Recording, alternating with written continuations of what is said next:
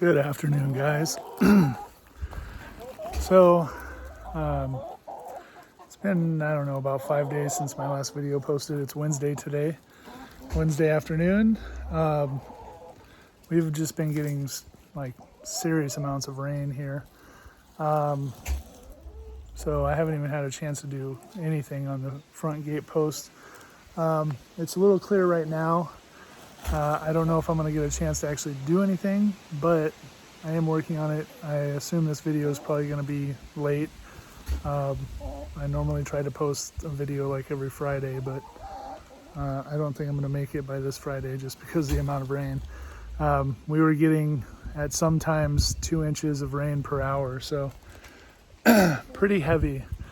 But anyway, this is going to be part 2 of the gate posts video, and should be the last one. This is going to be a short one. What's up, Jerry? He follows me around like a dog. So just to show you what happens when we get a lot of rain. The rain has stopped for several hours now, so this water's gone down. But over the past few days, this has filled up to where this entire thing was a puddle. So this is the reason why we need to get a slab poured in here, because there's all this mud now that's just here, and we track it and the dogs track it, and yeah, it's just a mess. So Jenny has laid 6 eggs now, I want to say. We've lost 2 of them. Hottie, get away from her. We lost 2 because I did have a feeding bowl in there, and I think the chickens knocked it over, so it broke one of the eggs. And then I think Hottie got in there and ate an egg. So she's down to 4, but since she's there, she may have laid a 5th one, but I'll check later. So we'll see. She's sitting on them, and maybe in about 25 days we might have some baby turkeys. All right, so this is where I left it. Basically what I'm going to do at this point is I'm going to build a form that's going to be a little elevated. Basically the bottom of the form will be on the level of the ground out here. It'll go back, it'll be level. Right now the measurements I just took, I think I'm going to be bringing the box out about 36 inches, and then it's going to go 24 inches. Could possibly go as much as 30, but I'll have to see once I start actually building it. And then I'll need to take a measurement, and I'm going to end up putting a 45 here on the box. The reason for that is because when the gate is installed on here, it'll probably come out and then go down, you know, closer to the ground. And then when the gate opens, it's going to need to go around that corner. So I was thinking that I was going to put in a radius in the slab, but that's going to be too much to, you know, try and set up and work. So I'm just going to do a 45. And that way, once the gate opens, it's not going to touch any part of the slab that's sticking up here, and it'll be out of the way. So yeah, that's the plan now. And then end up doing the same thing, as close to the same form footprint on this side. And what I may end up doing is I might just make this side, put the concrete in, and then once it's set, I'll remove the form and I'll actually just flip it over and put it on this side. That way they're pretty much identical.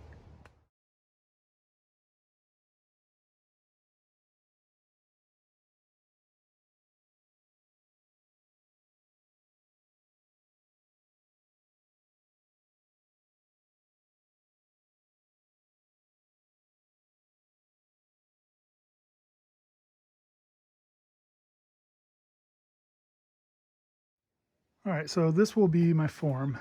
And what I ended up doing is, after I was looking at it, where the post is going to be, it'll be too far back. So if I were to do a 45, it's going to end up being way out here. So what I did was, the back is 24 inches. The inside here is 36 inches. This is 15 inches. So basically what that does is it puts this corner on the, I guess, inside edge of the post. So when this is poured, the post is going to be right where this corner is, or it's going to be in line with this corner. So when the gate opens, it'll clear that corner no problem, and then I won't have to worry about it hitting anything back here. So basically all I did is I just put some 15-degree cuts on both of these and then just made a board long enough to fit across the span. So this will be my form. And then what I'm going to do is I will put this in place. I will probably end up putting maybe some boards on the bottom, you know, to keep the cement more isolated. But I am going to let a good portion of it pour out and fill the cavity that's on either side of here. And then of course fill it up to the top of this. And then that will also entomb all of the electrical conduit, you know, up to that point.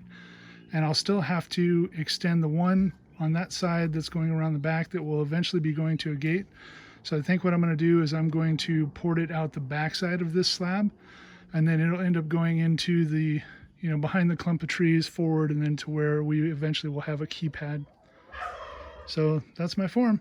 And then all I'll do is I'll just pull this side off, slip the form off, I'll put it on the other side, and then just flip it over to mirror it. Okay, so this will look essentially something like this. Of course, I'm going to square it up. And I'm going to dig out the back here a little bit because I want this to be back to where it's just about centered, or the post is just about centered in between. So if this is 36 inches, then I'll need to go 16 or 18, sorry. 18 inches on the, will be at the center of the post. So I'll need to dig that out a little bit and move it back. And then of course that's not screwed on yet, it's just sitting there, but that's what it will look like. And then when I fill this, I'm going to go ahead and let the concrete fill this whole area, just to have as big of a, you know, concrete block as possible, just to make sure that it's really strong. So yeah, now time to get to digging. Okay, so I'm getting this form set up. As I was digging this out in the back, I discovered there's a really big rock right there that I'm not going to be able to move. So I'm going to have to adjust this out further than I wanted to. I wanted to have it basically centered on the form, front to back, or I guess left to right if you're looking up the driveway. So I'm not going to be able to do that because I'm not going to be able to move that rock. So this is about where it's going to be. And what I did is I put up a string line between the two posts, and that's what I'm going to use to square up the form. So basically with the string line, what you do is you can measure from the post to the form, and then out here I measure from the string to the form and make sure it's the same. And that way I know it is squared up to both posts and what will eventually be the gate. So, and also I'm putting a fairly good tilt on this, so it's leaning down this way and it's leaning down this way towards me, because any rain that falls on this, it's going to be, you know, a nice size surface. I want all the rain to spill away from where the post is. So this is just about ready. I'm going to get it a little bit more stable and squared up, and then I will start mixing cement.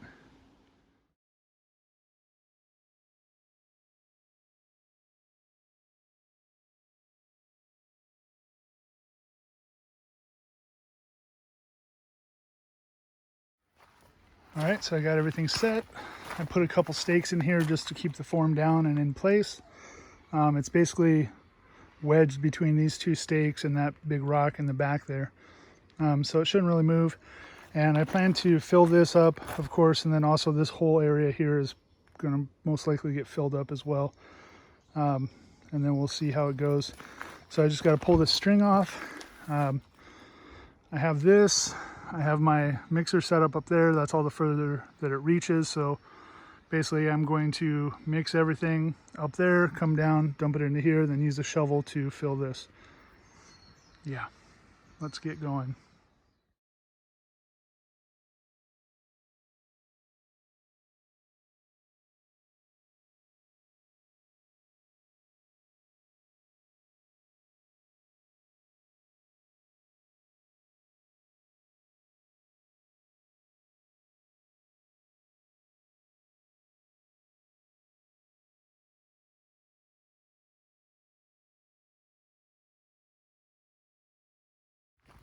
All right, well, talk about cutting it close. I had 9 bags left and it ended up being just enough, but as you saw in the time lapse, I threw quite a few rocks in there.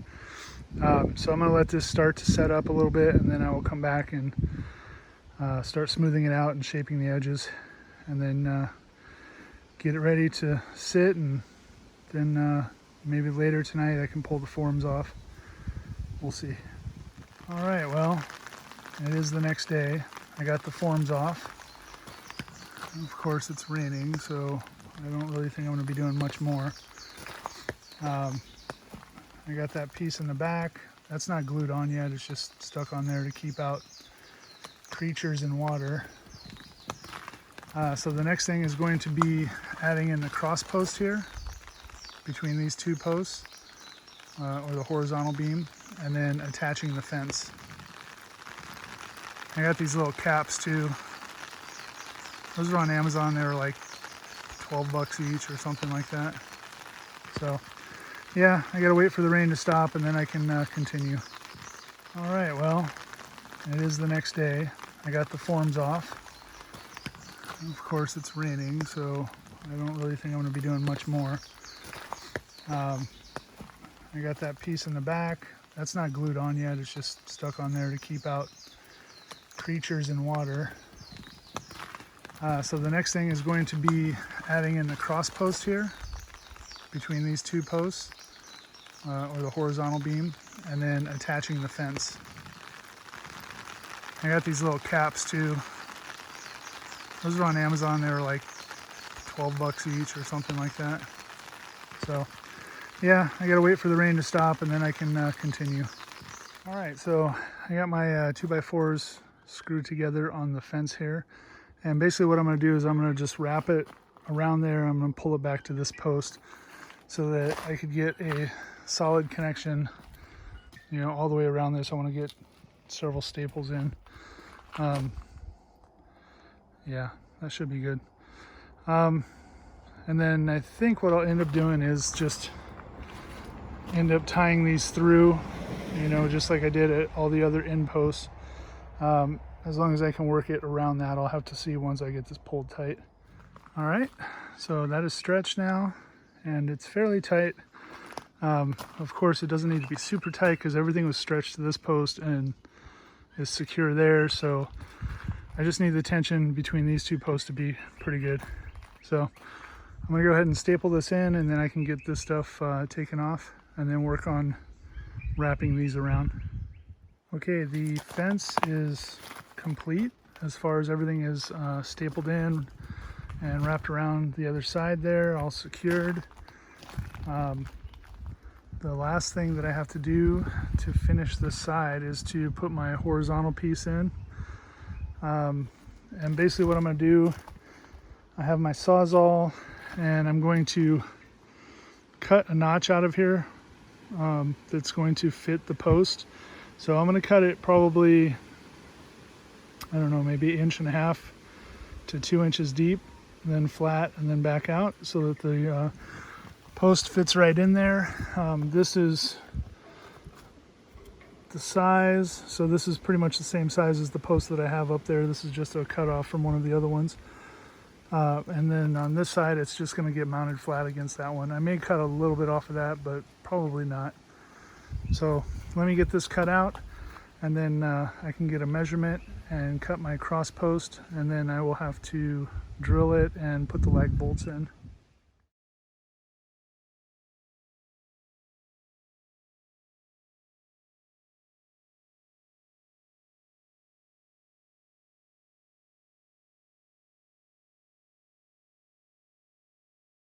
All right, I have the horizontal piece in, and I notched this one a little bit. There's a little bit of a curve on there. It's not quite as sharp as the ones not quite as sharp as the ones I did with the radial saw. I cut this one with the Sawzall, but I did get a new blade, so it was cutting a lot better than my old ones. And this side is in over here. So basically what I'm going to do now is drill the holes on the back side, and then obviously on this one I'm going to be drilling my countersink a little bit deeper, so the head of the bolt is actually going to be inside here a little bit, maybe 1 inch or so. just so the bolt is long enough that it gets some solid connection in here, and then drill that side as well, and then this will be done. All right, so I have the holes drilled. I got that bolt in there, and on this side, like I was saying, I'm going to have a deeper pocket, and then that bolt's in there. So now I just need to tighten these down. All right, guys, so this side is totally done. I got the bolts in, I got this cut down. Noisy truck driving by. So this side is completely done now. Everything is done. Horizontal piece is in, the fence is totally attached, all the piping is in, this piece is cut down. So now I just have to do everything that I did on this side over here to this side. Oh wait, I already did everything on this side too. So I'm totally done now. And basically, like I said, all I did was I took that form and I basically flipped it so it's just a mirror image. I did all the dimensions the same as this side so that they're both the same distance from the post all the way around, and squared up. I used the string line again to square that up. Got this horizontal in, got that fencing stretched and wrapped around. So yeah, this is done until I get to the point that I'm ready to build my gate, and then I will install it. All right, guys, well, that's going to wrap up this video. This was basically just 2 videos completing, I guess, part of the whole fencing of the whole yard. Getting these main gate posts in was a big deal, but I was able to squeeze it into 2 videos because I didn't film a lot, you know, doing the whole other side. But that is going to be it for this video, and this is going to wrap it up, everything pretty much for the perimeter fencing, until I get to the point where I'm ready to actually make my gate, and then that will be a whole nother series on its own. Another noisy truck going by. So I just want to say thank you guys as always for watching. Thanks for tuning in. Please subscribe, and I will see you guys on the next video. Aloha.